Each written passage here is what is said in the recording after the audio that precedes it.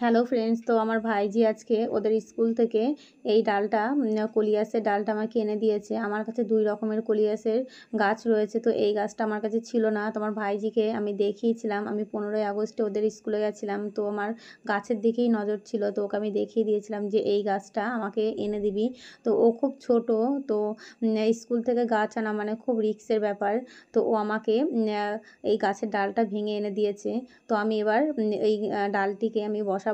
তো আমি এখানে একটা বোতল কেটে নিয়েছি আর বোতলের নিচে কিছুটা ছিদ্র করে নিয়েছি। তো ছিদ্রটা যাতে ড্রেনেজ সিস্টেমটা ভালো হয়, জলটা যাতে ভালোভাবে বার হয়ে যায়, তো সেই জন্য আমি নিচেই কিছুটা ধানের যে চিটেগুলো হয় সেগুলো দিয়ে দিয়েছি।